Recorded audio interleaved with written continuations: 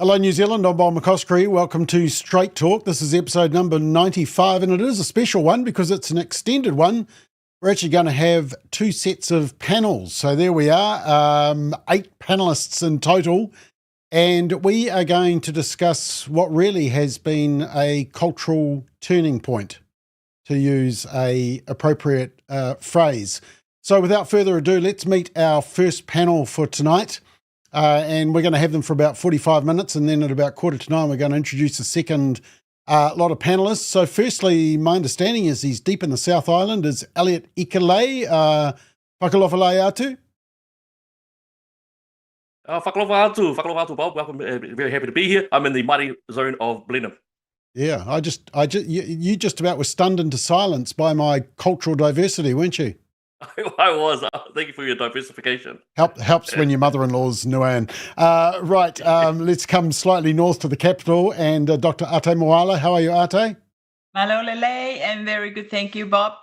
Okay, back down south again to the South Island. Dr. Michael Reid. Michael, how are you? Good evening, Bob, and good evening, everyone. Okay, and finally up to the south side, the best place in New Zealand generally, except for the speed humps. Susie Miller, how are you, Susie? Talofa lava. I'm good, thank you. Yeah. Oh yes, talofa lava. From the mighty Manurewa. Yeah, and actually Māori Language Week, so kia ora to everybody as well. All right, tonight we are discussing really two things, and it's along the theme of the freedom to speak and the freedom to believe. Probably 2/3 of our session together, we're going to talk about Charlie Kirk, the assassination, the implications of that. We're also going to talk about the release of the interview that we did, the exclusive interview with Israel and Maria Folau, which, 6 years ago, it all hit the fan. And was that this kind of first example of just how hot the culture was becoming towards people of faith?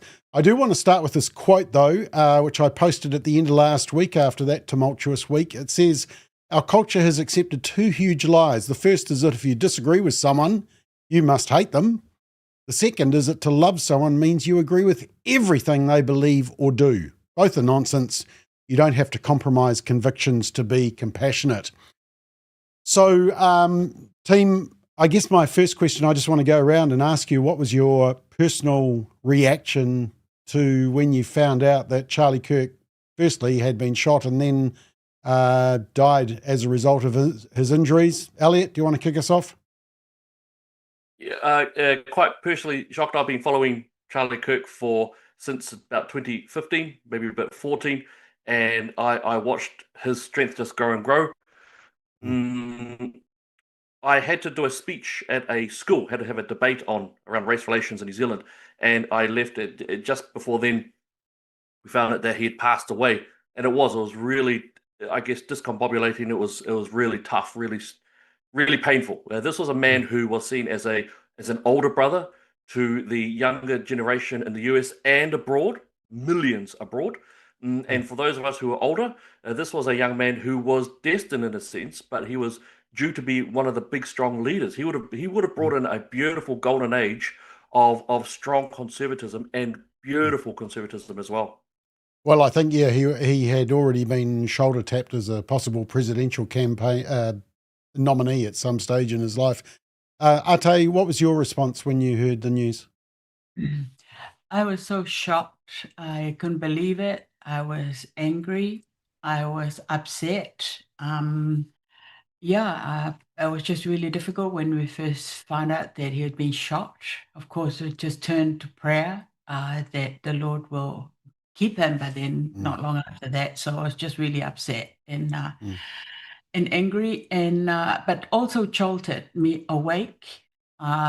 Here's a 31-year-old young man who have done so much in his life, compared to my own life, and it really jolted me awake. And I know that he had jolted awake many people. The way that he lived, he's a champion of faith. And he wasn't killed. Some people said he was killed because he was political. He was killed because of his belief in Christ and speaking out about that. So thank God for his parents for raising up a young man like that. And he has been a gift. And we see the influence now. I had followed his podcast. And many young people have, of course, with his influence, but now millions more have been jolted awake, and that's his legacy. It will continue. Michael, what was your initial reaction? Oh, Bob, well, like everyone else, I was just really stunned. And I'd followed Charlie for some time. He would always pop up on Facebook feeds. And I was just really upset. Actually, I shed a little tear. I was really upset about it. And just to think that incredibly talented young man has been silenced. But his work will go on. It was so profound. It was so articulate. It was so confident. It was so out there. He was in the highways and byways, particularly the university campuses, of course. And he was just quite an outstanding young man. And I mean, there are many other commentators, Bob. There's Michael Knowles, Ben Shapiro, Matt Walsh, and a number of women as well. Yep. But the thing about Charlie that stood out was that he could go from discussing contemporary cultural issues right into sharing his faith. Yep. And he just did that so well and so confidently and so graciously too. Even when the person on the other microphone was swearing at him and calling him things, or even when the crowd behind the person on the microphone were chanting for Charlie, he would calm the crowd down and he would say, give this person their say. And just to think, Bob, that we've reached that point now that we can't discuss different ideas without violence is truly disturbing. But we think about the history of the Christian church, of course, all of the early disciples, perhaps with the exception of the Apostle John, who lived to be an old man, but he didn't have an easy ride of it either. They were all martyred, and eventually the might of Rome that had oppressed them all fell, and the Christian faith has defined history, Western civilization certainly ever since. So, yeah, putting Charlie's death into context, but Bob, his just the profound sadness and grief to think of his wife and his little children, because above all, he was a family man and a man of strong faith. So just incredible sadness about it. Seems so unnecessary, really. Yeah. Yep. Susie, tough week? Yeah, very. I felt pretty sick to my stomach. I have had plenty of people to process and grieve with, I guess. The people I'm proudest of are my kids and the young people in our church, because I guess that brought comfort just in some way that everybody else was grieving with you. And just standing boldly, I guess I kind of was looking for those who would be brave enough to put a post up, and there was just waves and waves of compassion.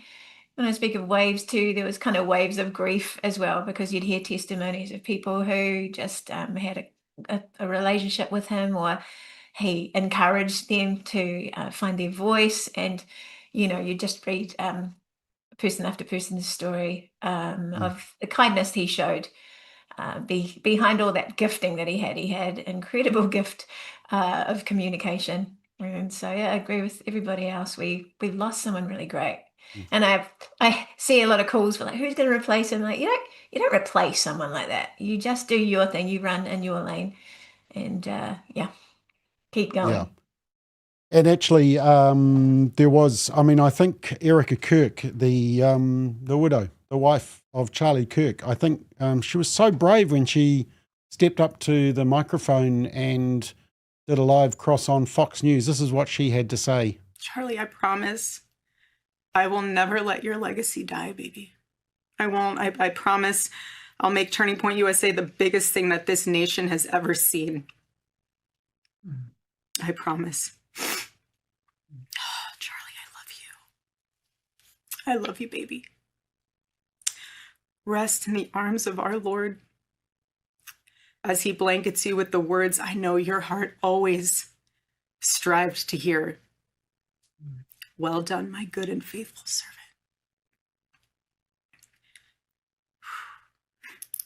When I got home last night, Gigi, our daughter, just ran into my arms. And I talked to her and she said, Mommy, I missed you. I said, I miss you too, baby. She goes, where's Daddy? What do you tell a 3-year-old? She's 3. I said, baby, Daddy loves you so much. Don't you worry. He's on a work trip with Jesus, so he can afford your blueberry budget. Yeah, it was interesting because some of the media coverage, they covered her presentation, but they just really showed the bit where she got very passionate about what she wanting to continue the legacy of Charlie. Elliot, were you actually following Charlie Kirk? I mean, a lot of people were aware of him, but like, was he someone that you regularly dialed into to listen to, or is it a younger age group? Yeah, no. Yeah, I was following him since about 2014. I probably hooked into him when he was doing probably not the campus tours, but he was starting to speak out on Fox and Friends, and then he went on, and I remember watching the Kavanaugh, so I followed him for quite closely. Watched that arc of growth that he engaged in. Watched his tours with Candace Owens, and when he went to UK, really closely. He was a man who, in his faith, came out and he took on anyone who especially hated him. And he would have this rule that if you disagreed with him, that you were to come to the front of the line for everyone else to come through. Yeah. And that one about the kids, I felt selfish when I watched that, because my wife said to me that she has also thought about that, because I've never shown her some of the messages that I get, but she's aware of some of them, and some of them are direct threats to life and and against my family. And so in a selfish sense, I link towards that, and I don't want to go through that, but I'm aware that at some point it may actually happen. And yeah, Charlie was just a great man. And I think seeing some of the horrific, disgraceful attacks on him, even now, even the hours after his passing away, his martyrdom, shows me that those who do not like our positions, do not like biological reality, do not like equality, that they're not apologetic. They are okay if we are killed for standing up for equality, standing up for biological reality, standing up for Christ, standing up for faith, the nuclear family. They're okay with that. But instead of suppressing us and shutting us down, instead it has galvanized us even more to go out to those areas where they want us to be silenced and to speak out more and speak up more. And so I think, like one of your great quotes that you took from Billy Graham, that a truly brave man he was, and he has stiffened our spines. So I want us to be able to get out there into the highways and the byways. Yeah. Ate, were you someone who followed him, or were you just aware of his influence on especially Gen Z? I was really interested in his podcast, and I love his patriotism.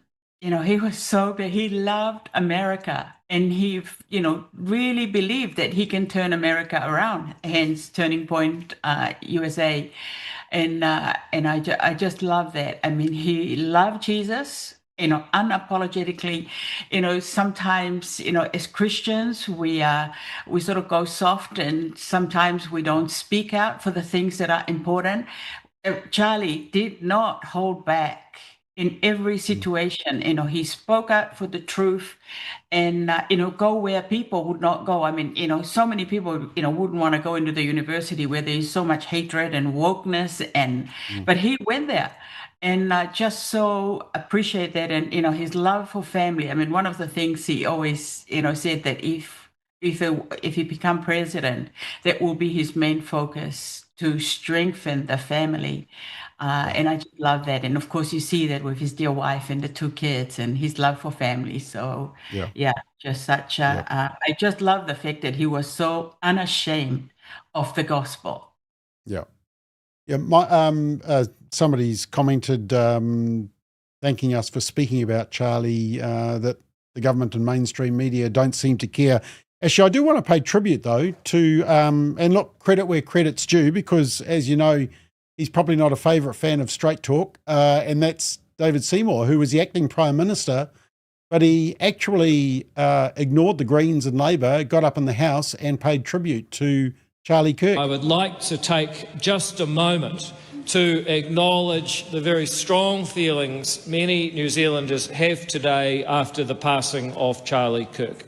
To see somebody who was not elected lose their life because of violence when they were trying to promote the freedom to speak without violence is a bitter irony, but one that I hope will help people understand the difference between free speech and the right to receive ideas freely on the one hand, and physically preventing them from doing so on the other, particularly at the point of a gun. It's a great shame that the House was not able to unite condemning political violence earlier, because some parties refused to have such a motion put before the House.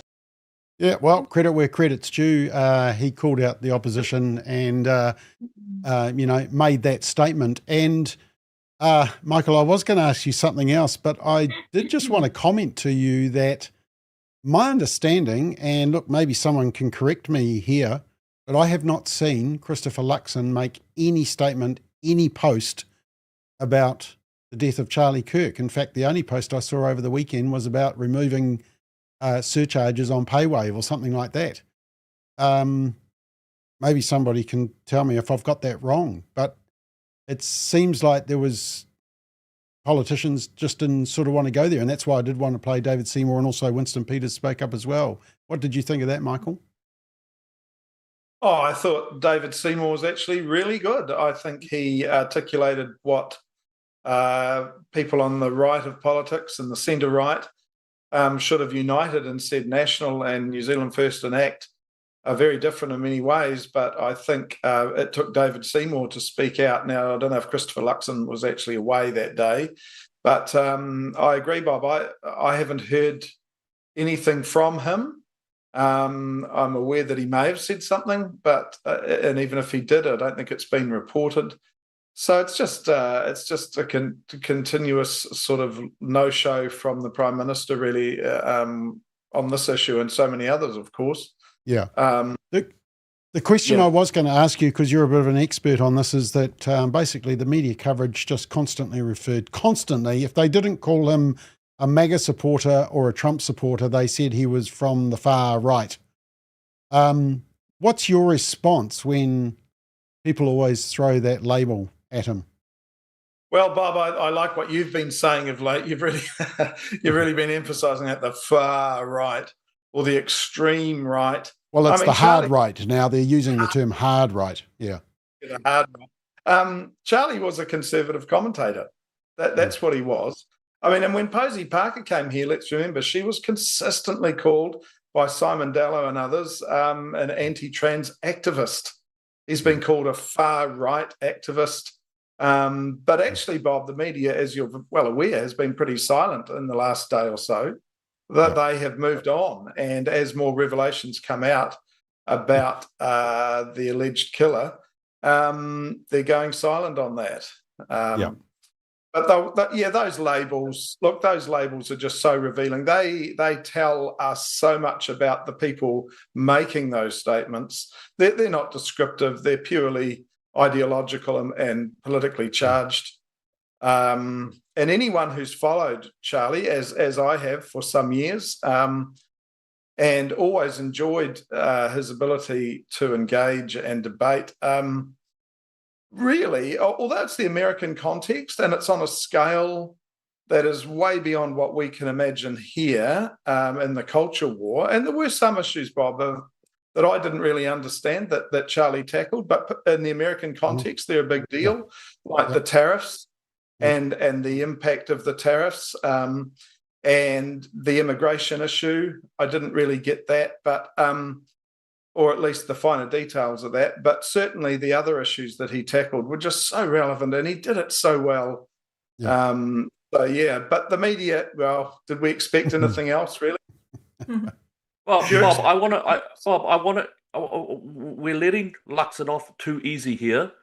Where was that lily-livered, so-called Christian man who was supposed to be the Prime Minister, the leader of New Zealand, when it comes to a person who fought for free speech and also was a Christian himself. Where was our quote-unquote Christian leader? And I need air quotes for this. Where was he? Why is he even calling himself any sort of type of church area? And why is it that we had to wait for David Seymour, who is no friend of the Conservative, to stand up for him, and Winston Peters as well? Why is it that those two are the ones leading the charge on giving a sympathetic note from New Zealand, and not even New Zealand actually, just from both of those two men themselves, because of course the Greens and Labour Party blocked us being able to have a motion in that. We need to hold this Luxon person to account, because it's disgusting what he does. I think churches especially need to wake up, look at themselves in the mirror and think of, who are you putting your vote into? Susie, I want to just go back to the label that was chucked on him, because of course the far right label is just designed to make him look bad and try and get everybody against him. But when you saw all the evidence, it was quite clear that he was an absolute family man. He talked about the importance of getting married. His wife paid tribute to just how wonderful a husband he was. It's pretty tough watching his widow make that statement, wasn't it? They're trying to paint Charlie Kirk as a monster, but all the evidence suggests he's nothing like that. Yeah, I agree. I don't think a monster would go home every night and ask his wife how to be a better husband. Hitler and Mussolini, let's be real, they were far right. They killed everybody and imprisoned everybody that disagreed with them. Charlie was nothing like that. He stood for, the things that are important: fiscal responsibility, free market, limited government, and family. Family was his highest priority. I followed, I probably saw Charlie's post most days, and he was usually first on issues. And the day before he died, I didn't really have a great sleep, because he highlighted the fact that Irina, the Ukrainian young woman who was mercilessly killed on the subway, on the train, I didn't know anything about that until his post first, and then I started seeing all the other news about it, but that wasn't covered by media at all. So he was the guy that kind of pointed out the injustices, the real injustices, and sort of asked people, like, what is your response to this? Where's the justice here? And so his reach was massive, and when it all hit, when it was apparent that he had died, honestly, youth everywhere filled my feed, filled my story feeds on both media and Facebook. They're not on Twitter, not my youth, but just his impact on them. My kids beat me to it, just sending condolences and just honoring him. So I so appreciate what he's done for young people, for my kids, for young people in America. There was a revival, and there remains a revival. Again, you've heard a lot of Christians say the devil has overplayed his hand, and people are galvanized, people are emboldened, people are stiffened. And I felt sorry for someone who I emailed, who was probably a little bit too emotional on the day that he died, but I was just like, you're all getting the truth. I don't care anymore what you think of me. No, I think there was. Look, just in fairness, I've just looked up Luxon's X feed. There's been no comment about it.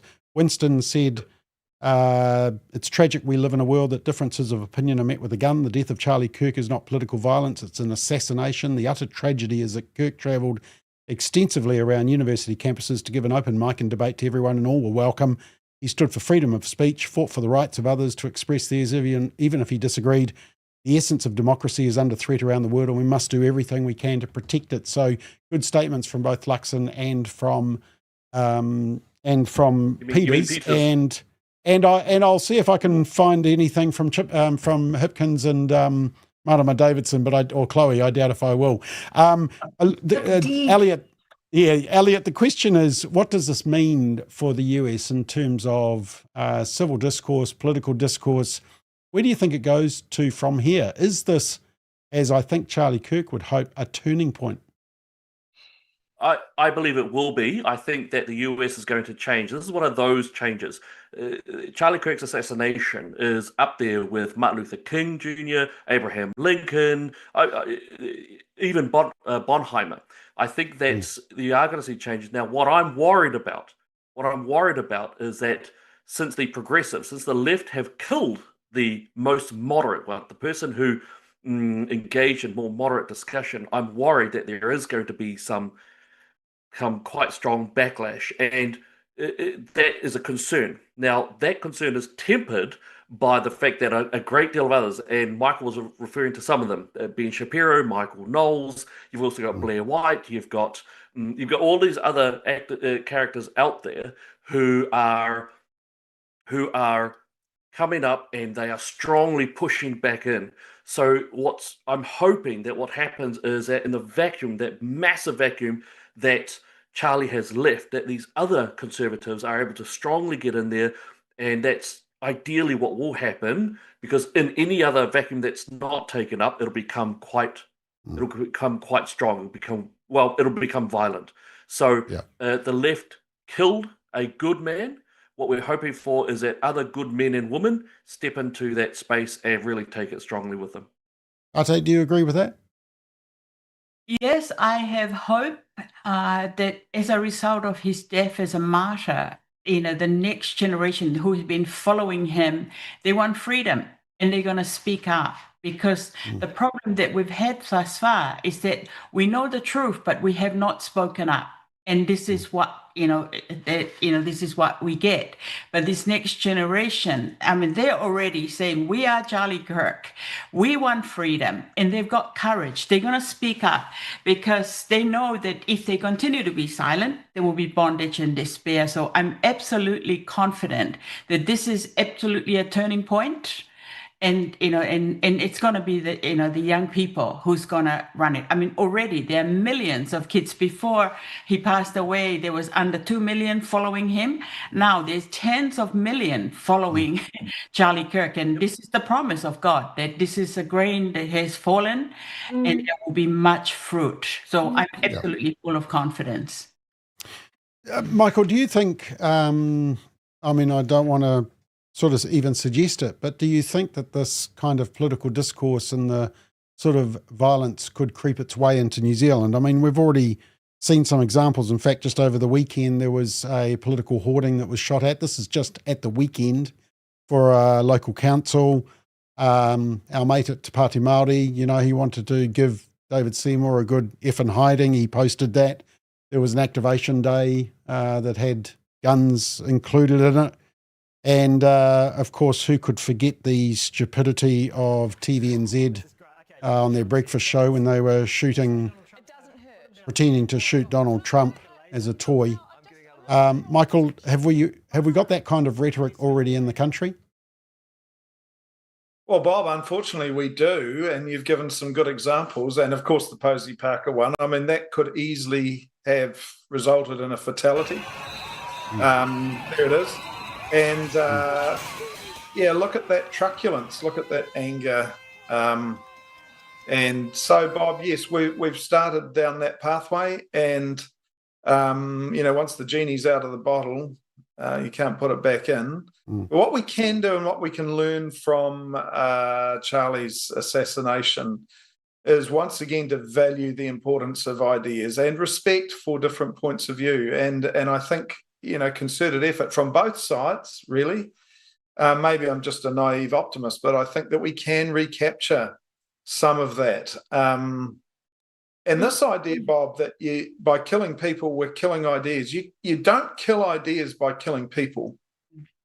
Certainly you can remove main protagonists, and Susan, you mentioned Hitler and Mussolini, but their ideas did not die with their deaths.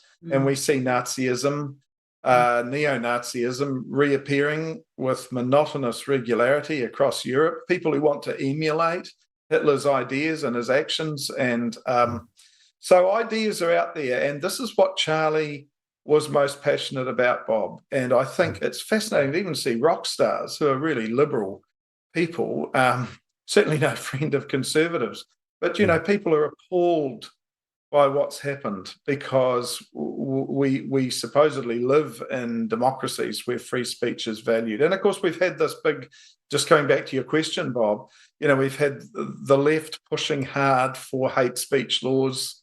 There's been concerted efforts in that direction. And, to hear people like David Seymour, who's a libertarian, and as somebody said, no friend of conservatives, but he values free speech. Sean Plunkett and the platform, that's why that was set up. And many other new media outlets are trying to reclaim the territory. Can it happen? I'd like to think it could, Bob. And tragically, though, there are casualties. Yeah. But yeah. Okay, Susie, how do we get this political conversations going again without having to label everyone, throw insults at each other, actually just have a genuine agreement where it's okay to disagree with each other? A really good pastor on Sunday morning said we have to be uncompromising in truth and full of compassion. And, we encourage our people, be bold, but be peacemakers, don't be peacekeepers. And that's walking attention, but we can't sit this one out anymore. So we've got to keep the conversation going, display as much kindness of God that is in essence too great. The kindness of God is too great to leave us in our sin and depravity. And that was a message that Charlie articulated so well. We have to find our own voice. We have to find our own lane. We have to just use our social media platforms, because it's what the algorithm just jumps on and regurgitates and feeds people's news feeds with a certain kind of message. And so that's why people feel justified in doing what they did, because they're filled with hate. They're basically feeding on that day after day after day. So our efforts need to be filling the voice that we have and the social media platforms that we have with truth and love, with great arguments. I think Charlie has inspired many people to do more research and to be informed and to have facts that address the feelings that people have, and just really coming with receipts. If he demonstrated anything, it was just that he had receipts for every argument that people posed before him. And he had such courage just debating so many people at one time. So that kind of attitude towards hate and hatred and shutting down of his voice needs to be caught, needs to be contagious, and our resolve cannot be dampened in any way. Yeah. I just hope that people just grab it and keep going and keep going. I just want to read something that Elon Musk said that captures what happens with social media. He just tweeted a series of memes showing a progression. The university professor says, they're all Nazis. The newsreader says, they're all Nazis. A band is singing, they're all Nazis. So then a kid picks up a gun and shoots the Nazi. And that's what's happened. And we need to stop that by interrupting the narrative. Well, exactly. In fact, you've even got people on the left actually saying that exact point, Susie. We went out to dinner. I wouldn't have done that. This is about in Trump. Washington, D.C., okay, and people started to gather around him, and they were chanting, "You're the Hitler of our time." Okay, first of all, he's not Hitler, okay? An insult to everybody in the Holocaust to begin with. Second of all, calling somebody Hitler makes it a lot easier to justify things like assassination. Let's put a load of that away, shall we? And also, no, I'm not... Yeah, and that's interesting because it's probably a left-wing audience, but they're agreeing. They've had enough of it. Look, just before we are fast running out of time, and I do want to just touch on the Israel and Maria Folau interview as well. But just coming around you each one more time, Elliot, what do you think you take away from what happened last week? Where to from here? What's kind of your rallying cry?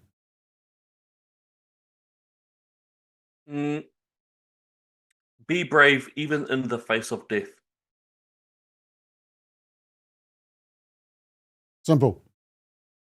Okay. In fact, he actually said that. I will just play that because you took the words right out of his mouth, Elliot. This is what he said. How do you want to be remembered? I mean, if I die, everything just goes away. How would you, if you could be associated with one thing, how would you want to be remembered? I want to be remembered for courage for my faith. That would be the most important thing. The most important thing is my faith in my life. There we go. So, Elliot, you took the words right out of his mouth. I can see it's affected you quite a bit, this whole incident, Elliot. What is it? Just it's close to home. It's the cost of being a disciple. Just the reality of it. He's one of us. He's our brother in Christ, Mhm. and also all of us here on you, Bob, all of us here on the stage, we run a very similar risk. I know that many of us have received threats of death to us, to our families as well. So it hit home as well because we reach thousands, he reaches millions, but we still have a very parallel form where people want to take our lives just to shut us up, and we have to be prepared for death. It is the nature of truth that we must speak it out, even if we pay the ultimate price for it. So be it. Ate, any final statement just on this topic? I think it's an encouragement to parents, to think about what their, the importance to equip our children with the truth and the courage to speak it out. We need to say to the kids, turn off the legacy mainstream media and their lies. The professors who are just brainwashing the kids. I mean, here's Charlie. He didn't even go to university, but he learned. And, it's important for parents to think about the environment that we're in, whether, what we tell the kids. And I think the inspiration of Charlie, that speaking the truth still wins hearts. Yep. Michael? Oh, Bob, I just want to comment. One of your questions we're not going to really get to tonight, but the death penalty for those who are spewing hatred towards Charlie. I just wonder what Charlie would think of that. It is understandable, the sheer outrage and sadness and grief, but does that solve anything? And it is actually that is a form of cancel culture. And Charlie wants us to debate. So coming back to your question, Bob, truth matters, as others have said, and we've got to contend for truth, and we've got to know the source of our truth, which is our faith, and stand strong, because we are on the winning side. I remember back in the Maxim days, Bob, when Maxim first started, there was one person, an activist at that time, said to us, look, when the revolution comes, you'll be first to get the bullet. That's not how we operate. No. We pray, we engage, we stay strong and be courageous and just stay the course. Really important. Bob, I'm gonna just slightly disagree. I don't with Michael. No one should be given a death penalty for this at all. No. However, I want to point out, because people have been fired over celebrating the assassination of Charlie and all that. I actually think that's fine, because I view, from what I can see, the celebration of Charlie's assassination is part of that incitement to violence. It's the post-violence incited element of it. So I think that if you're celebrating the incitement to violence, then you deserve to have some type of consequence. And I do not mean any type of lethal penalty or anything like that. But there does need to be a consequence, and that's why I think there is a difference between that and the normal cancel culture element. I think that's a really good point, Elliot. Thank you. Yeah. Okay. Susie, I'm going to skip over you because I'm going to give you the first chance of reply on just a quick comment. So we've released the interview with Israel and Maria. First time we've heard their side of the story. Susie, I know you heard it at the Forum on the Family, so you've kind of, this is a relitigation of it all to hear it again. What was your response when you heard them? I was teary-eyed. It was excellent. I love that they got story edit rights, so they were clear on that was the way that they wanted to tell their story. They were candid. They were honest. I've heard other people talk about their trauma and their unforgiveness because of that, but there was no unforgiveness in their story and their testimony, and in any of their rhetoric. In fact, there were times where they would just have a little giggle at the way it was also new. I just loved the God encounters that they had in the midst of it, especially Maria, because I think Izzy kind of knew what he was prepared to do, and he probably counted the cost before, but Maria was probably bore the brunt of a lot of the hatred. But she encountered one of the things that just really touched my heart was her story of meeting with an angel at the cafe, Yeah. kind of an angel guy, and just again, the Lord meets us where we're at, and when we think that we aren't able or capable of carrying on, he shows us that we can, and he reminds us that we're not alone. It's the same. Fantastic. Yep. Yeah, it's the same feeling I feel about the way that Charlie's inspired us. We have to be comfortable with getting backlash from man. The fear of God is more important than the fear of man. Yeah. Well, thank you, Susie. You just undermined my question, which was exactly that. Thank you. Ate, what was your response to the interview? I just am so inspired by their courage and their honesty. I love it when Israel said that, I think it was a couple of months before, he was really running after God, and he said, God, just test me.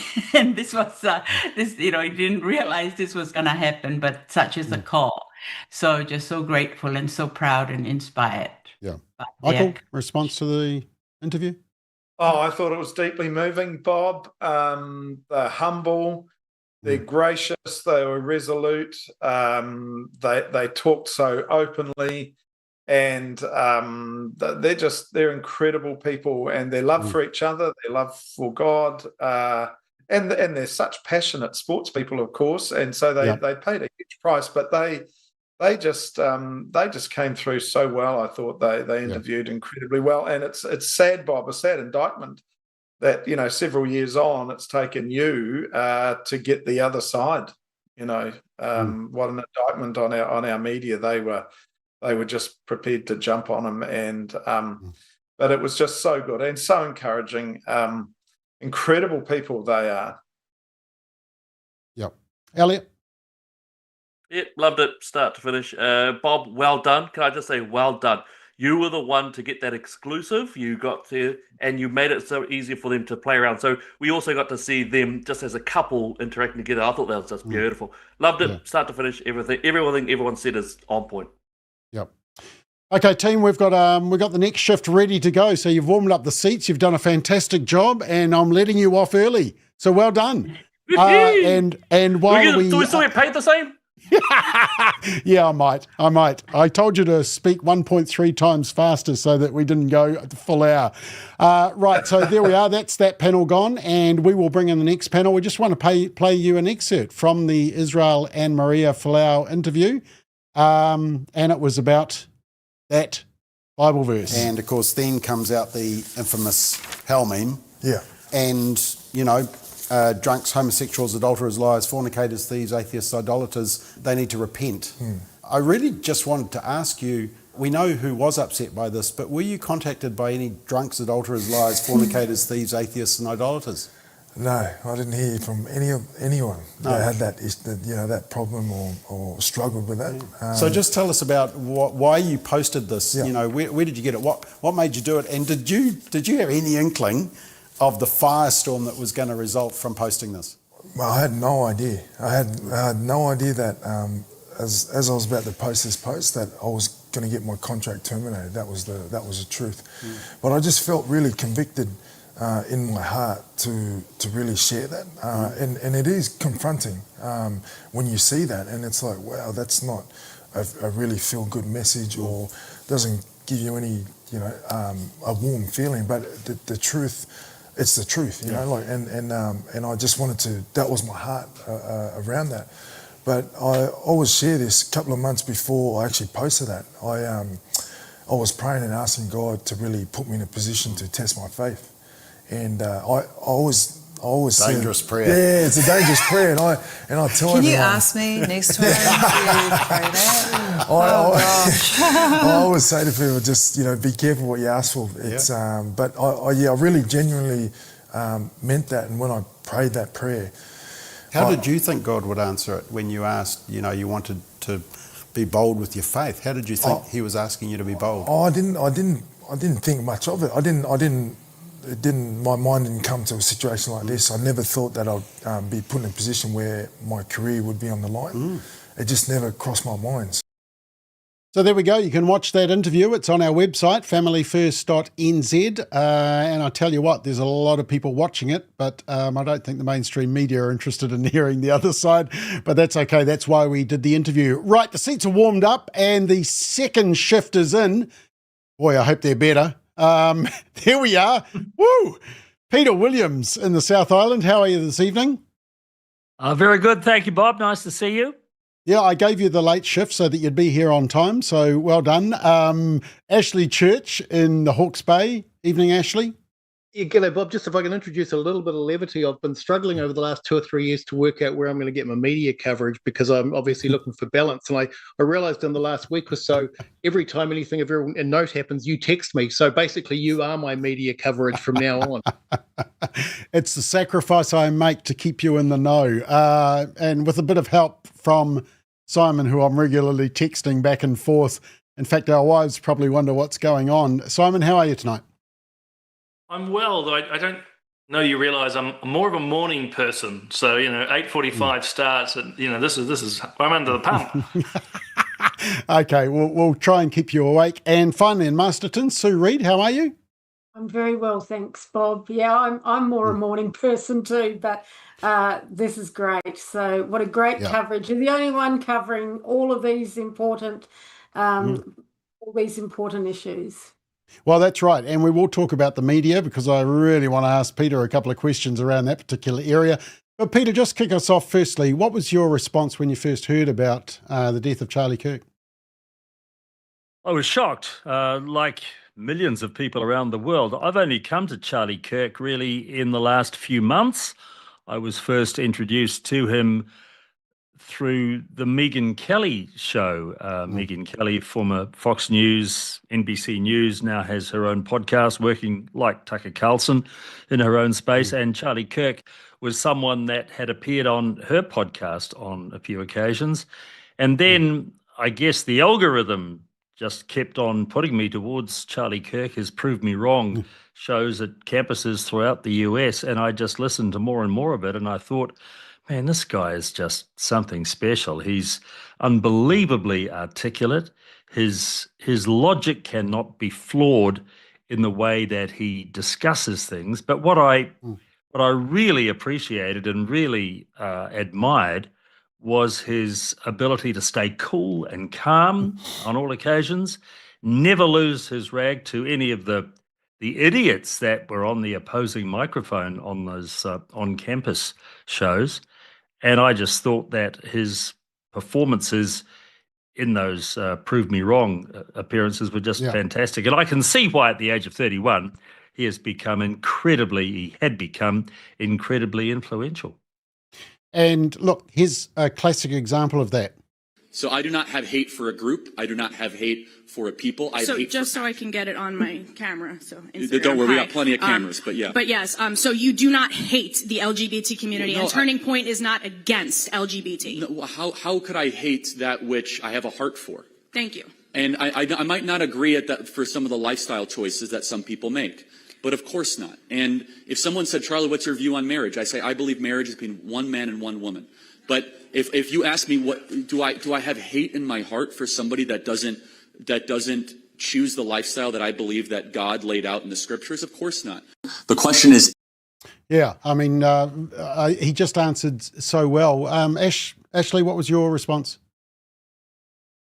Yeah, I have to say, I still haven't completely come to terms with the fact that you turn the YouTube on like Peter, and the algorithms would deliver up Charlie Kirk amongst other content, and they're still doing that. So there's sort of a disembodiment. It was kind of, for me, it was kind of the equivalent of what happened during 9/11 and that footage, watching that line footage of what happened. It was just numbing. It was confusing. Peter's right. There's been, through my Christian life, which goes back about 40 years, there have been a very small handful of outstanding speakers, people that could articulate both factual and logical information and profess their faith within the one conversation. And this guy's probably right at the top of that hill. And at 31, and I didn't know he was 31, Bob, I thought he was in his 40s. At 31, he was an extraordinary young man and an enormous loss to the world. Simon, initial reaction? I was horrified. I just picked up my iPad early in the morning, and the first images or videos was him being shot. So, oh, good Lord. So not only was it exceptionally graphic, but just horrifying, in no particular order. As I say, a young man, married, 2 young kids, but not completely surprised. And I want to be really clear, had no idea he was going to be shot or he'd be the target. But where we're ending up, particularly in America, but we're seeing it in other parts of the West, we're heading towards the inevitability of this type of violence. As more articulate people than I have said that they couldn't argue with Charlie Kirk, so they killed him.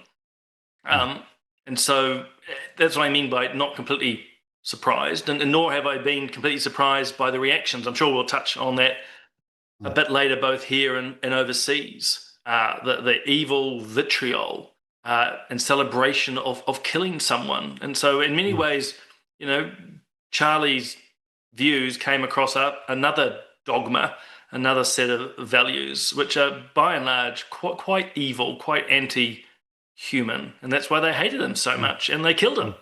And I use that quite deliberately, by the way, the plural they. So, there was the young guy on the roof who shot him, but there are many more who would have happily pulled that trigger had they been given the chance. Yeah, and we will come back to that because that's probably been, in my view, part of the ugliness of the whole situation. Sue, I wonder, though, whether we were totally surprised, because it wasn't too long ago that we witnessed the attempted assassination. It could have been exactly the same with Trump. So were we as shocked as possibly we would have been if this hadn't happened as well? Yeah, I was still shocked. And in some ways, almost the media has moved on from even that very serious attempted assassination on Trump's life, if we're really honest. We don't really talk about that. It moved on, but we were devastated. Brent was on his way out to the gym and called back to me. I hadn't logged on or, heard any news. And I couldn't believe it. The initial news was he had been shot. And I didn't want to believe that he'd gone. They just said he'd been shot. So, of course, I started praying fervently and just as you do in a response to shock, I guess. And it wasn't till later. I did not want to believe. People were saying he's gone. And in a way, I thought he couldn't survive a shot like that. But I wanted to wait till the confirmation. It wasn't till Trump's message came up. And there wasn't a dry eye in our house, as Brent and I. And it was throughout the morning. We just kept coming in. I can't believe they've done this. That was a shock reaction. And then my heart went to the young people. Because Charlie Kirk was introduced to me. I was introduced to Charlie Kirk's ministry through the children. And, I love Megyn Kelly as well. And Ben Shapiro they were my 2 go-tos, especially for apologetics and explaining things well. And my heart went to the young people that we're a bit old and, we've had a few knocks in life and we can kind of, we can resonate. We can be resilient, I guess, and have a bit more kind of skills to work through this. But the young people, this was probably one of their first big, oh my gosh, someone like that can die, and reality, and this is beyond gaming. This is a real life. A real life's taken. This is real life, and so my heart went to young people. And I have a group. And they would have been the one. Yeah, they were the ones who really consumed a lot of the stuff. Peter, I do want to just cover off the media issue because, like, I did call out the New Zealand Herald for just printing this that just said he died, and I said no, he was assassinated, he was killed, and then Radio New Zealand said that Conservatives are seething and blaming while Democrats have a more reserved tone.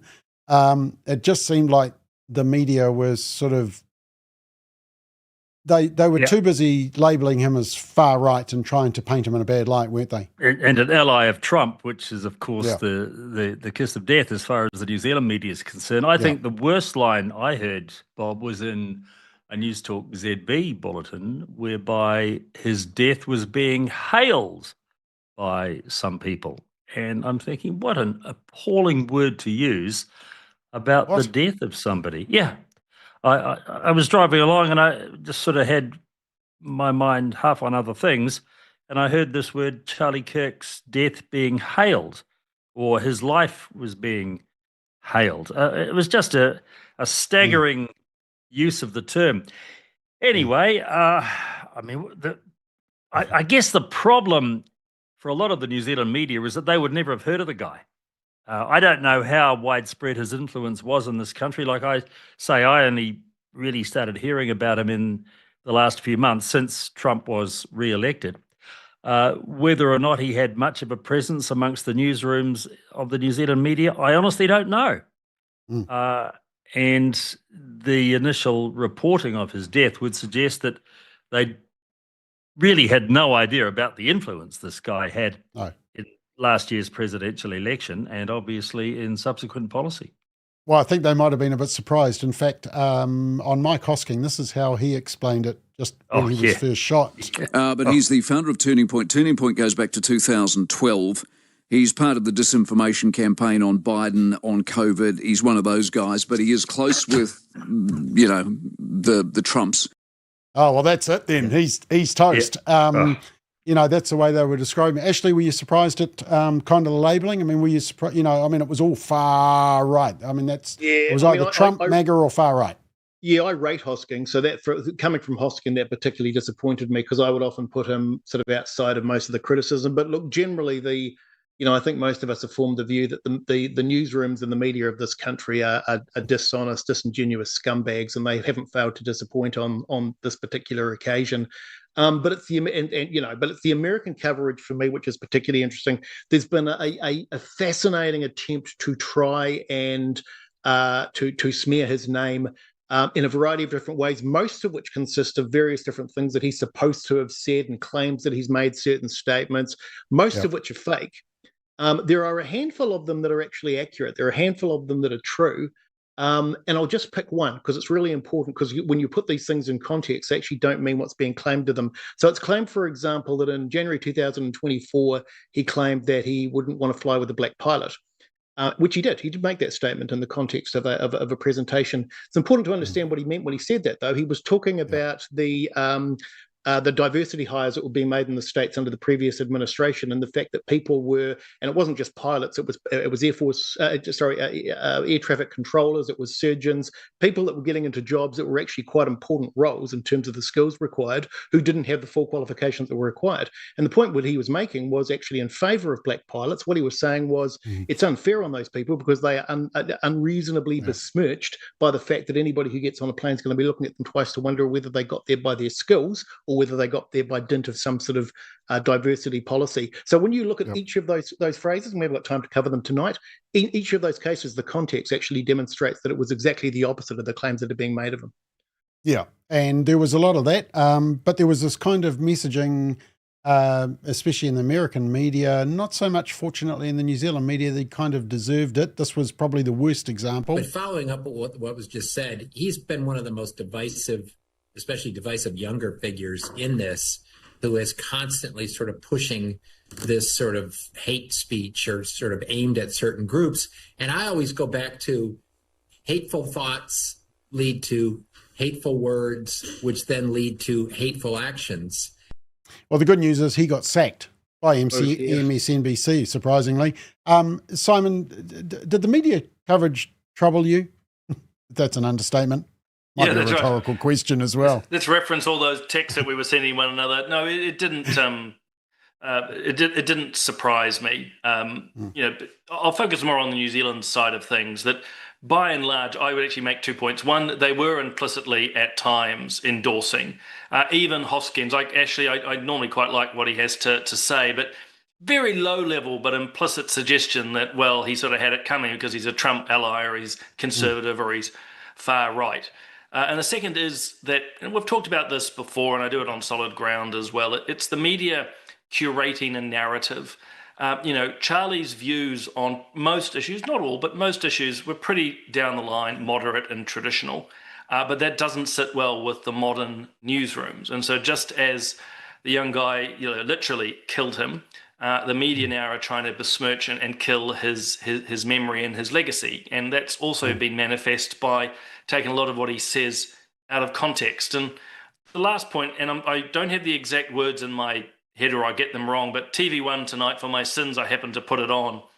And it wasn't too bad until the presenter at the very end, and I've forgotten his name, that's how irrelevant he is, Simon Della. Basically said, yeah, well, Della, that's right. And he finished by saying that Charlie Kirk hated the LGBT and black community or something like that. That was the sentiment. And again, it's quite deliberate. None of this is by accident. And so I just think we've got to be aware of that curation, that narrative they're trying to spin. He actually, Charlie Kirk actually dealt with the whole thing that discourse was important, that when we stop talking, that's when the violence starts. This is what he said. I go around universities and have challenging conversations, and because that's what is so important to our country, is to find our disagreements respectfully, because when people stop talking, that's when violence happens. I've never seen someone do this. Well, it's a growing trend because people like me are facing violence, assault, the left.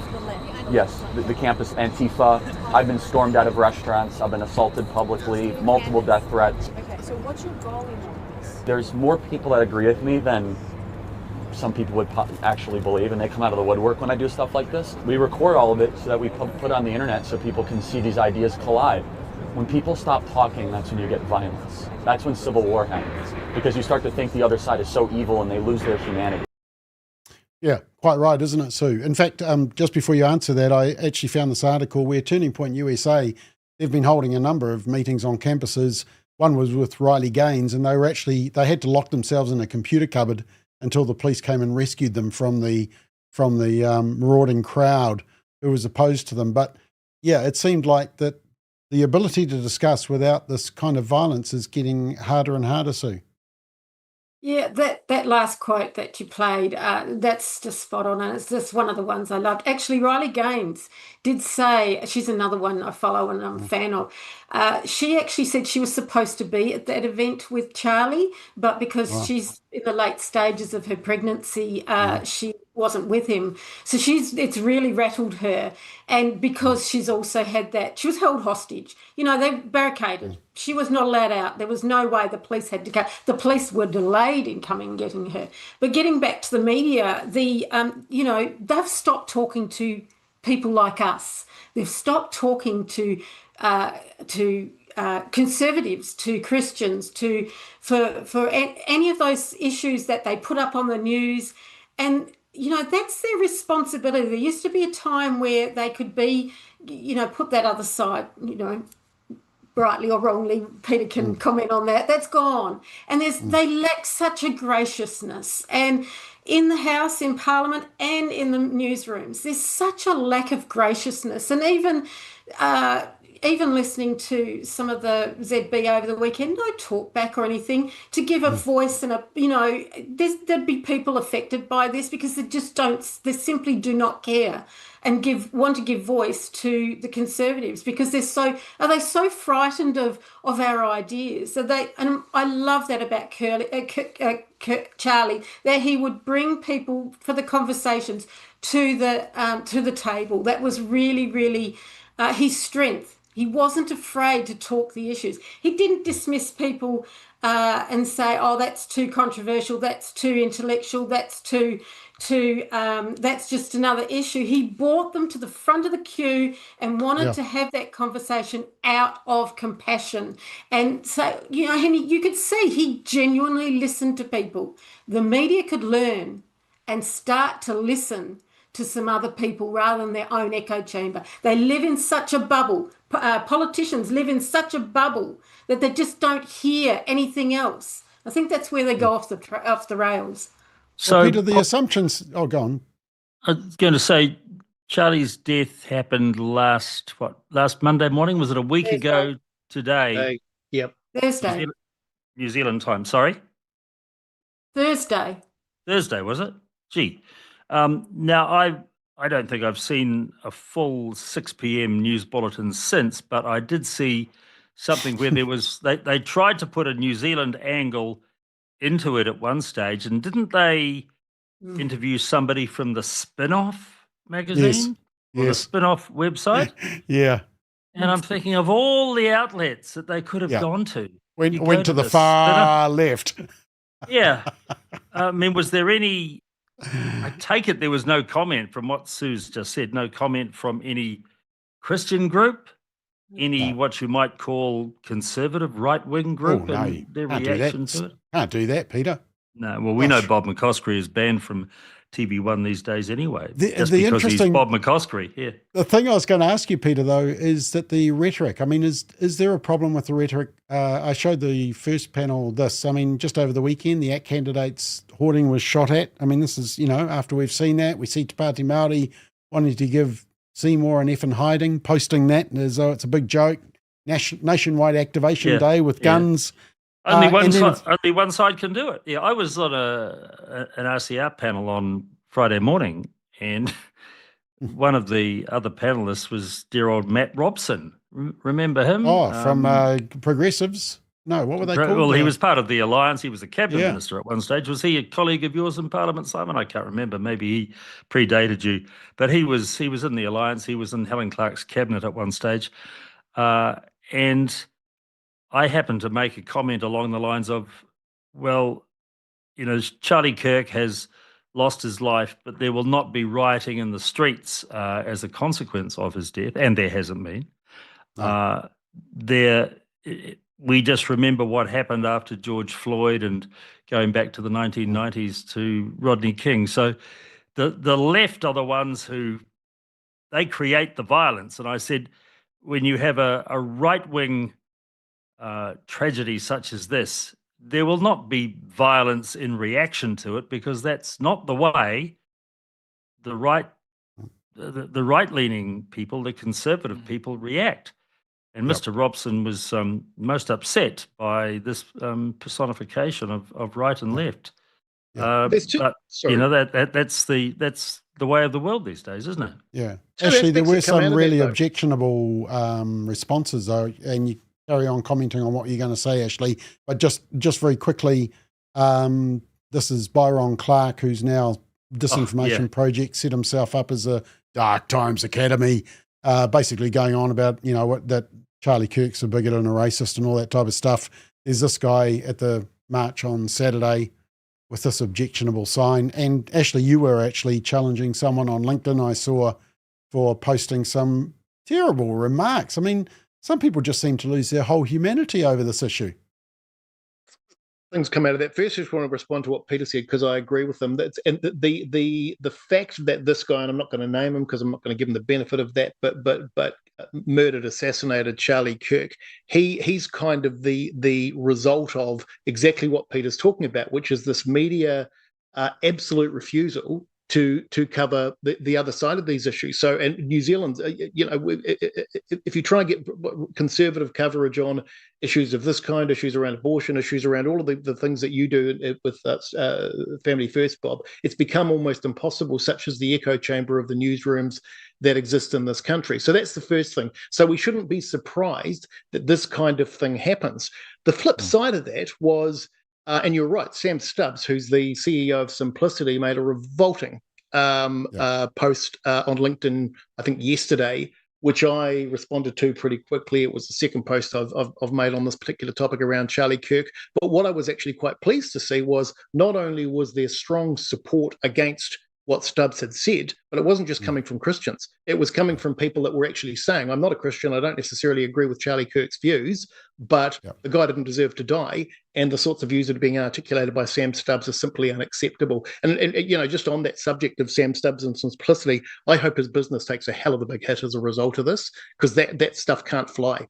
And people thinking that they can make these statements with impunity. It's bad enough that we've got a biased media. When we get business leaders putting themselves in that sort of line as well, people need to vote with their feet and take their business away from anybody who would articulate such heinous views. Simon, we already have this kind of violent discourse in the country already. I remember some of the messages and statements you were getting because you dared to vote against the conversion therapy ban. Yeah, I mean, it's what I wrote about last week is a continuum of violence, you know, and it might seem like I'm conflating physical violence with verbal violence. I'm not. But, you know, at one end, we've had the shooting of Charlie Kirk. But yeah, the attempt to deplatform people, the cancel culture, the attacks which happened on Posey Park, all the rhetoric, particularly from the Māori Party and Greens, it is all violent and aggressive. And ultimately, if you really want to reduce it, it's the classic end justifies the means. They think they are so morally right. They can't defend their reasoning. Again, that's why they killed Charlie Kirk. They can't defend their position. So they basically just beat the crap out of you. And they'll do it to silence you. They won't put you on to media if you are. They'll mislabel you. So unfortunately, it's very rife here in New Zealand. And I think, you know, the only thing we can do, and, you know, seeing we're talking Charlie Kirk, you take inspiration from him as others, which is just got to keep speaking the truth. And the thing, Simon, also is that you must retain your cool. And like I said right at the start of tonight, that was the great thing that I loved about Charlie Kirk. He never lost his cool. He was always composed. He was always logical. He was always clear thinking, and he always had. Because he made a great thing of never having been to college. In fact, that was one of his great themes, wasn't it? College is a scam. But he was educated by the University of Life. You know, 15 years from 18 to 31, 13 years of being on the road of doing this stuff. And he was just so well researched and had thought issues through in his mind, and his ability to articulate that in such a calm and composed way, I just thought was his greatest attribute. Yep, and I want to ask you about that, Sue, but here's a great example of that. If you want to have a privileged life in America, very simple. Start acting a certain way. Do not. What do you mean act a certain way? Get married to one person and stay married to that person, and don't abandon them, of which 75% of black men do. So, okay, we have 2 black men right here. By that statistics, one of us is not going to get married to one woman. So, okay, I hope you guys defy the odds. Okay, so were you raised by a two-parent household? Yes, I was. Okay, good, and that's why you are probably here, because that elevates my argument. Our belief system is that you come down to the most foundational family unit, and when that breaks down so severely, don't be shocked if that group, when it acts that way, stays in poverty over a longer period of time. Well, Sue, you're nodding your head because he just speaks truth, but you can see why it racks up and triggers the left, doesn't it? That's just what we love. Yeah, and you know, this is such a great message for our young people, and especially young men. Where have been the role models for young men for so many years? A highly sexualized culture and degradation of women, and you know, sorry, I keep tripping over. Charlie just came out and just nailed it and said, "This is what we expect of you, young men. Do well."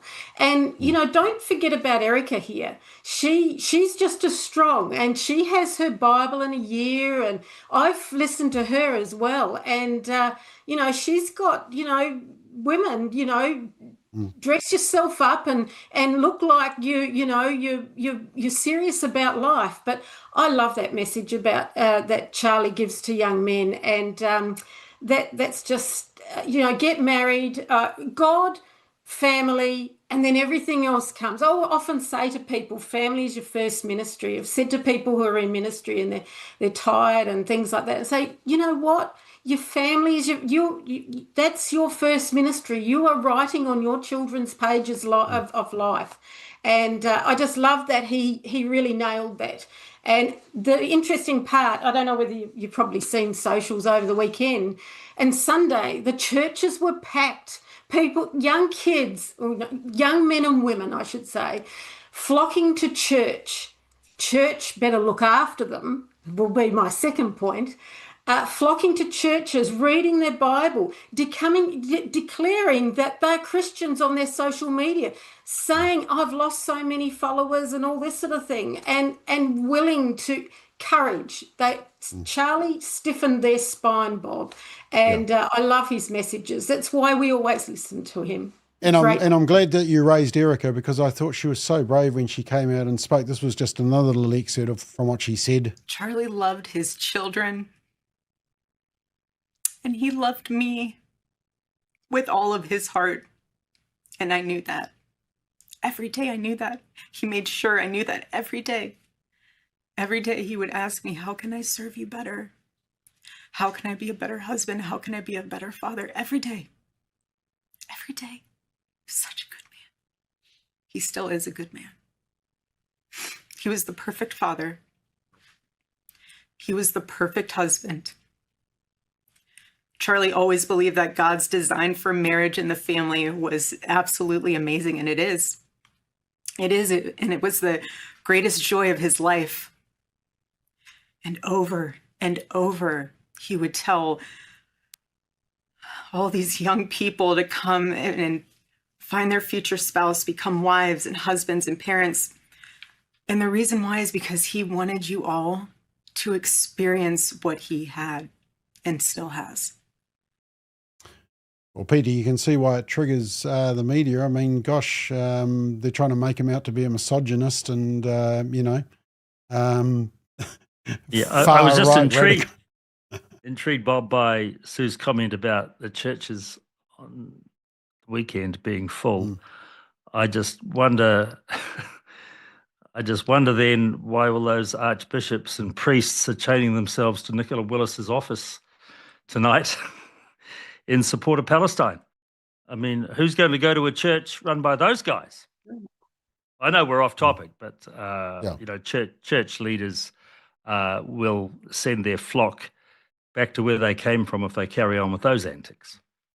Well, let's stay off topic. Can I just jump on the Erica thing for a moment? So it's interesting because you could, you look at this whole thing that's happened with Charlie Kirk, and Sue's right. There's been this outpouring of love and affection and moral indignation, and people are talking about how the flame's not going to go out and they're going to carry on with this. My fear is that conservatives, for all the reasons that Peter indicated earlier, are not good at keeping this stuff going. They're just not. We're not good at putting our heads above the parapet. And my worry is that this isn't sustainable because it needs a lightning rod. It needs a Charlie Kirk. But then I look at Erica Kirk, and I go back to 1983, and I remember Benigno Aquino, who was assassinated by Ferdinand Marcos because he was going to be a presidential candidate against Marcos and his corrupt government. And when he was assassinated, his wife, Corazon Aquino, did exactly the same thing. She came out and she said, I'm not going to let Benigno's flame go out. And she went on to become a campaigner, and she was elected president, and she reformed that government, and she did exactly what she said she was going to do. And I say, watch this woman, watch Erica, watch and see what she does over the next little while. She thinks she's saying she's going to turn Turning Point USA into a lightning rod for Christians and for conservative values. I think she may be the one to do it. And maybe the most famous of all, Ashley, and they wrote a musical about it, performed a musical about it, was Evita, Eva Peron. Yeah. Okay, no one's going to sing a few tunes. Please no. Simon, do you think this will bring about a revival, or is this just a temporary kind of thing? Good question. I'm a little bit like Ashley at times. I do worry that the right or the conservative causes do sort of eat themselves a little bit like. But there's a wonderful quote from a church father, so a guy called Tertullian from the 3rd century, who said, the blood of martyrs is the seed of the church. And, we don't want martyrs per se, but I think that's quite apt. And the fact, I think Rachel, as in my wife, so I know who she is, Rachel was saying to me earlier that like his following's gone from millions to like 12 million now on Instagram or something. Like massive outreach, the algorithms, there is something there, but sustain it's going to be key. And if it is someone like Erica, that's fantastic, but it will need a person or a couple of people to be those figureheads. But yeah, that quote's always resonated with me, that the blood of martyrs is the seed of the church. You know, there are enough people in the blogosphere or in the podcast sphere in the States who can carry on. They're a little bit older. They're of an older generation. We've mentioned Ben Shapiro tonight. Megyn Kelly, perhaps a bit too political, but Carlson is one who comes to mind. I mean, Carlson's ability to discuss mostly rationally and reasonably without losing his temper is very well known as well. This is Tucker Carlson? Tucker Carlson, yeah. So I mean, as long as he doesn't go down the rabbit hole. Yeah. Yeah, but what I'm saying is that he is a Christian, and there is, you know, his views on conservative issues are ones that I certainly agree with. But yeah, okay, he has some interesting foreign policy ideas. But in terms of his general outlook on life, I mean, he's 25 years older than Charlie Kirk was. But what I'm saying is there are voices in the American conservative podcast sphere that can do this work, that can lead the way.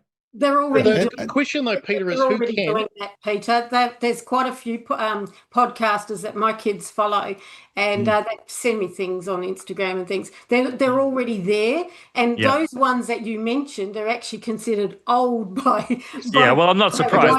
by- They are 25 years older. Yeah.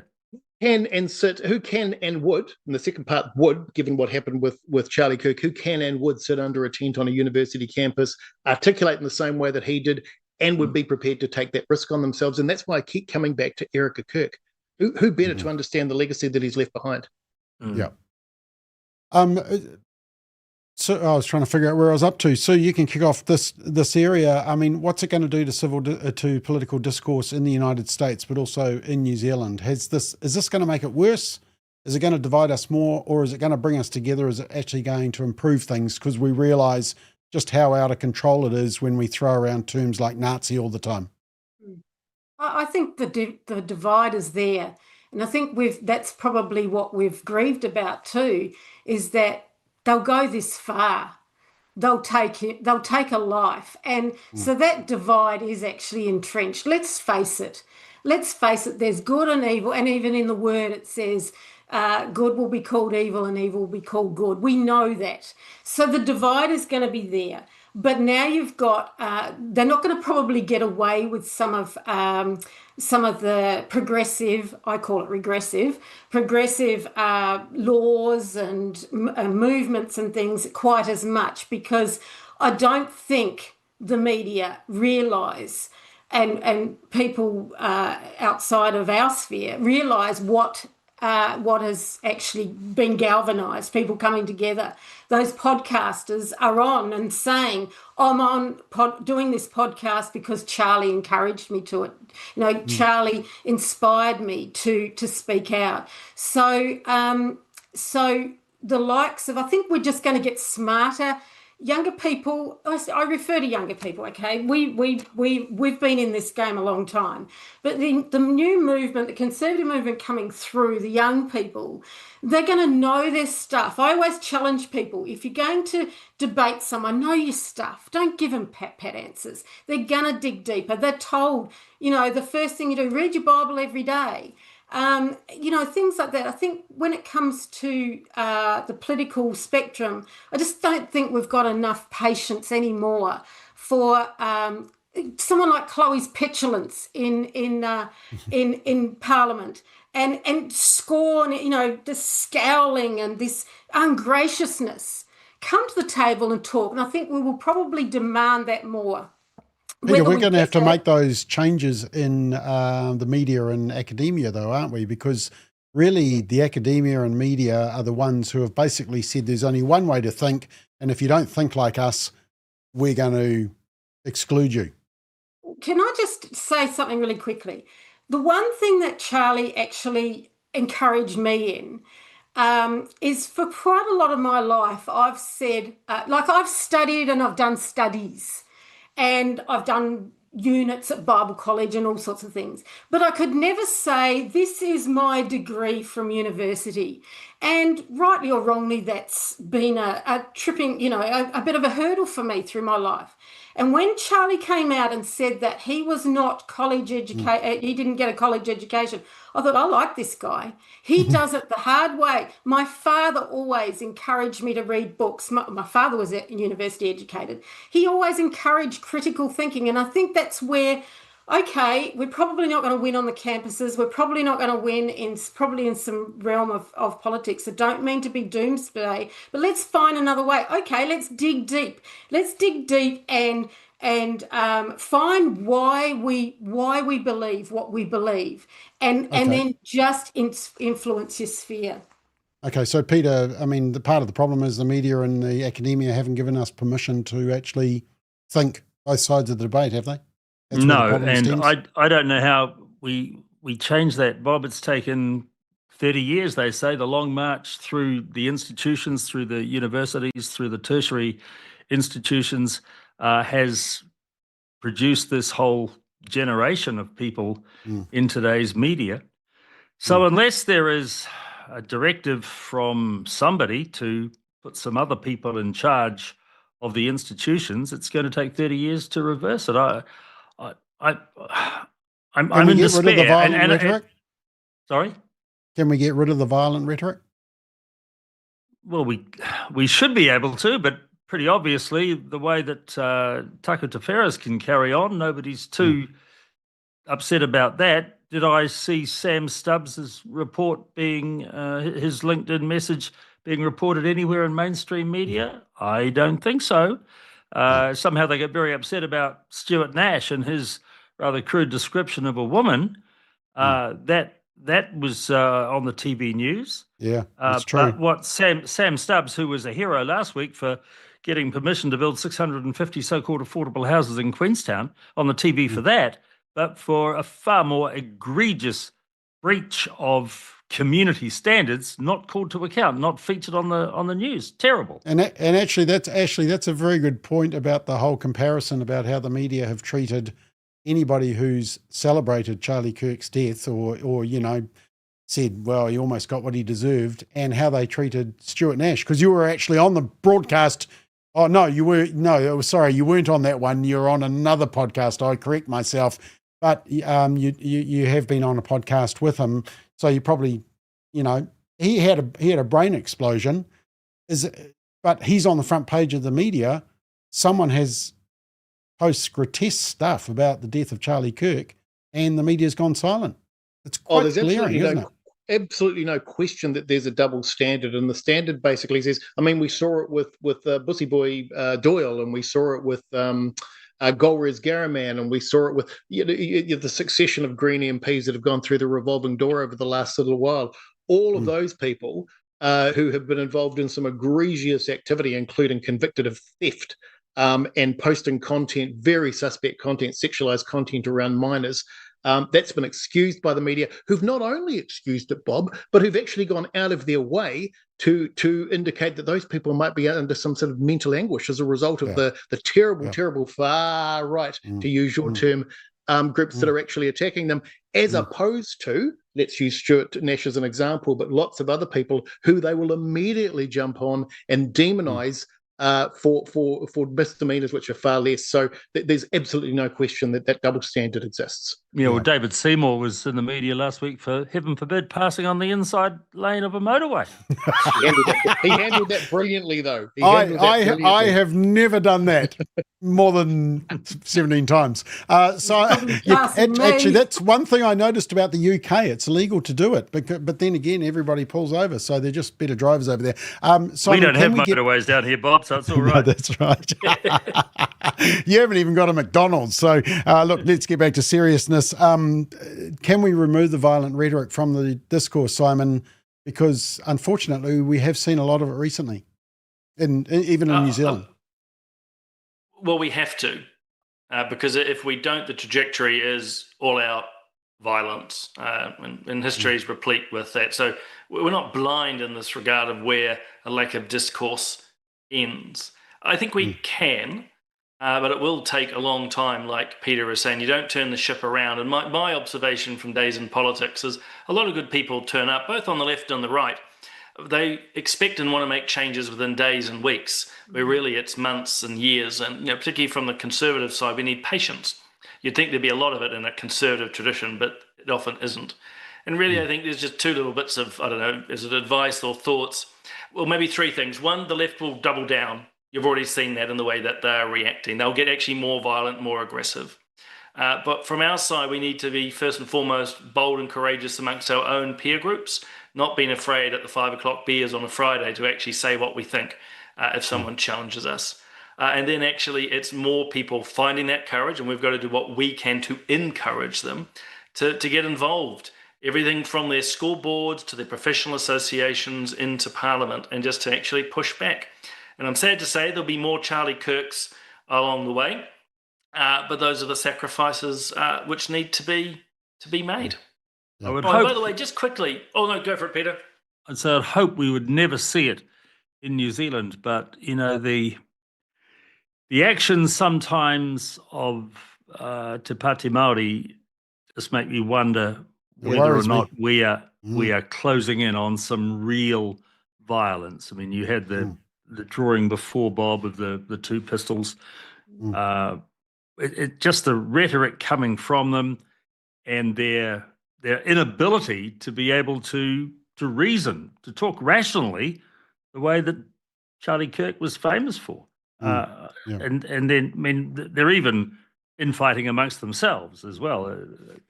NB, the aftermath of Irene Kuiper's election the other night. So I would hope that the rhetoric is turned down, but I'm not confident. Okay, Simon, did you have a point? Because I want to just change topics very quickly. We're fast running out of time. No? Okay.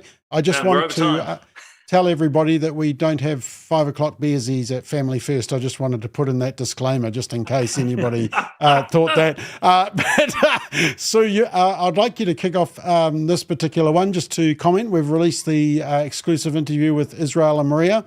And look, there was one part of the interview where, to be honest, while I was interviewing them, I teared up as well, and it was this bit. I was saying to you, these guys are fake Christians. Like, don't run on the field and do this, and like have the cross on your thing. Like, and you're not even like your mate is standing up for Jesus. Like, come on, guys. Again, Busy reminded me throughout everything that was happening was that everyone's faith is different. Their journey is different to ours.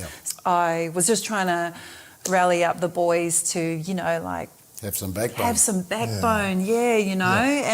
But then as time has gone by, we always talk about it. We were supposed to go through it alone. This was something that God ordained for Izzy and I to go through. I guess it would have been different had we had support from the other Wallabies boys. And it was hard to watch you, I know you wanted to be at the World Cup, and I know you wanted to play for Australia and for the team, but when they were playing Wales, I think it was the quarterfinal, I was texting one of the wives, and she was checking in to see how Izzy was, and I was watching the game. Izzy was in the room, and he was reading his Bible, and you had the biggest smile on your face. And I said to you, the boys are playing, do you want to come watch? And he's like, no, I just want to spend some time with God. And I text that to her, and she was just blown away by, you could have gone the other way. He could have gone and drunk, you could have gone and cursed all the boys, or but you were so supportive of them. You prayed and read the Bible, and you were just so, this is the path and the journey that God has put us in. You prayed that prayer, which next time, can you let me know? Just to give me a heads up. So you can watch the whole interview. Go to our website, familyfirst.nz. Actually, I just had a look on just YouTube. It's just crossed the 10,000 view mark. So media won't talk about it. But Peter has written a very good review on Substack, which I'll come to you in a minute, Peter. But Sue, you've watched it for the second time. You saw it at the forum on the family comment. I still had tears. And you had to play the part where you think, oh, I can feel it, I think not to that degree, but I think we can us all on this panel, and even as Family First, can recall times where we've stood alone. And it's a hard place to be. It's a hard place to carve out. But and I just resonated with when they said, but your faith you dig deep with God, and you just your faith just grows. I don't say that in any pithy sort of way. Your faith does grow when they were called to do it alone, and no one else could stand with them because of the cost and that's the cost. The cost, what it cost them to speak up and to stay the course. It was tempting to say, oh, let's just give in. But they just are an inspiration, and I think they were probably the first public sacrificial lambs, if you want to call it, between Australia and New Zealand, of people that stuck their head above the parapet, and the cost, and when he talked about the Lions. Late in recent times, where Australia were considering him playing for the Lions, against the Lions, sorry. When I heard that on the news, I thought, they're still making him pay. Yep. They're still just, making him really pay for this. And I really felt sad about that. I don't think I can really reconcile that. Yeah. Peter, your Substack, you identified, what would you say was the key thing that really impressed you when you watched it? Oh, it was just his unbelievable faith, their unbelievable faith together. Although ironically, of course, when in that clip there, and it's one I highlighted in my piece as well, when Maria said they're playing Wales, and it wasn't in the quarterfinals, it was a pool match early on. And she looked across, and he was busy reading his Bible and smiling and, making sure that God was on the side of the Wallabies. Well, I think we've forgotten, people, that Australia lost that match. I think it was 29-27 or something. Yeah, God was asleep. And heaven forbid Wales won a game of rugby, and that doesn't happen. Hasn't happened very often recently. You made a very good point about the integrity aspect, didn't you, Peter? Yes, the point was that the Australian Rugby Union, or Rugby Australia, seemed to just couldn't grasp the irony of the fact that they were looking to exclude, that they made much of their inclusive policy, yet they excluded Israel Folau.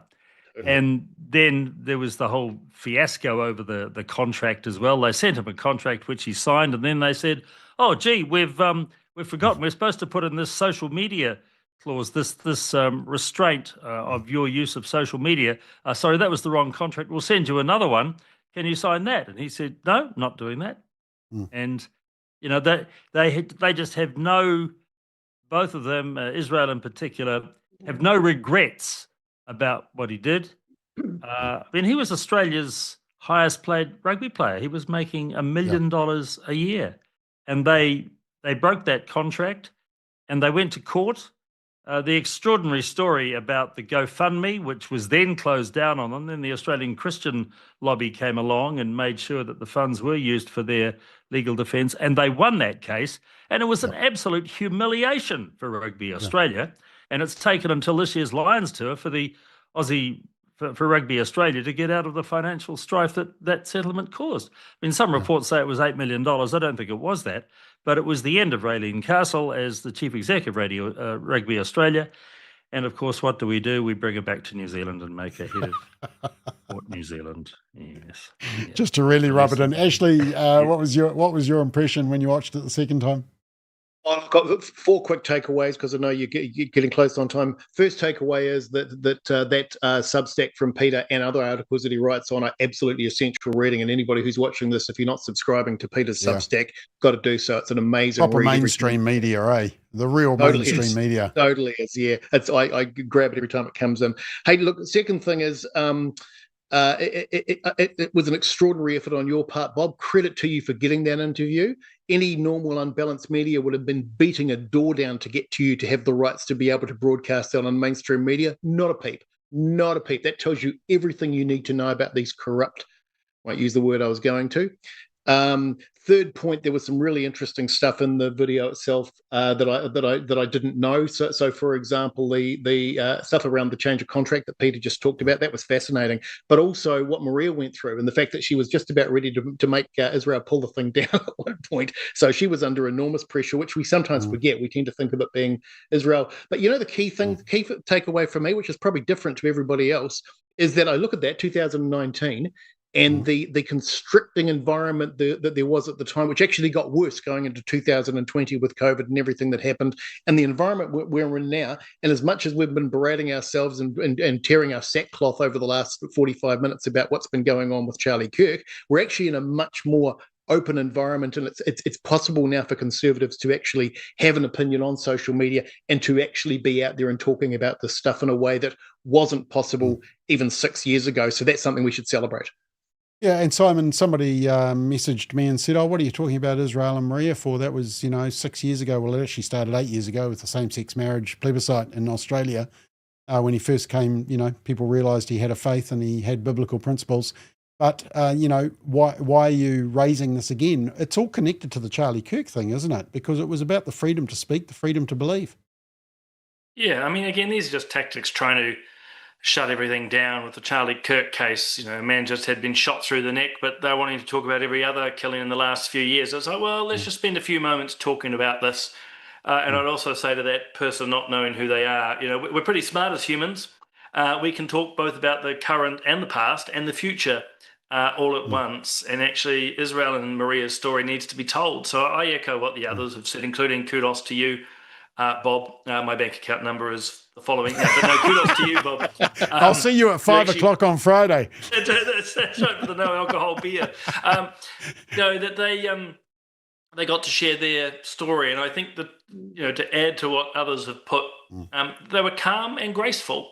I think it's one of those interviews that you could turn the volume off, and I'm not suggesting people do that, but if you turn the volume off, you could still, if you will, perceive that calm and grace from them. But the thing I took away was around the contract and the willful desire of media to obfuscate that during the time, to basically misrepresent what was happening. And I think that just links into a bit of what we've been saying tonight about how media, and I keep using the word curates or choreographs, what you get to hear. So perhaps one encouragement amongst many out of this interview is for people to be very discerning when they hear anything from mainstream media. Yep. Well done. Thank you. One thing, Bob, there was actually a fifth point, Bob. I forgot too. I did notice in the interview that you actually you asked him if he'd heard from adulterers, I think whoremongers, fornicators, fornicators, yeah, and he said he hadn't heard from anybody. I did try to call him. Okay, look, that's it. We're out of time. And honestly, thank you very much for coming into the Late Shift team. Special bonus will be in the mail. I do just want to finish with a dedication song that was done for Charlie Kirk, and it was by a guy called Tom McDonald. So thank you everybody for watching, and we leave you with this little dedication to Charlie Kirk.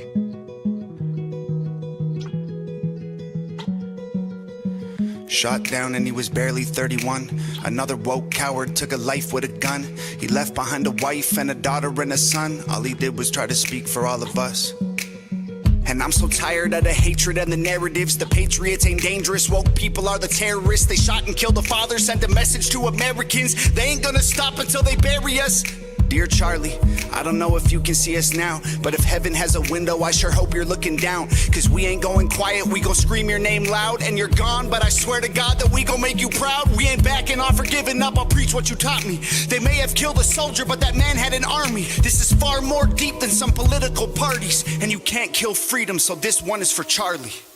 This ain't the America that all our parents love, but good men tried to keep making it great. Pray that God will take care of us, the system is failing us, but good men die for the things that they say. And I can't just be quiet, so I gotta be brave, cause this is America. Lately it's scaring us, but one good man can change it all in a day.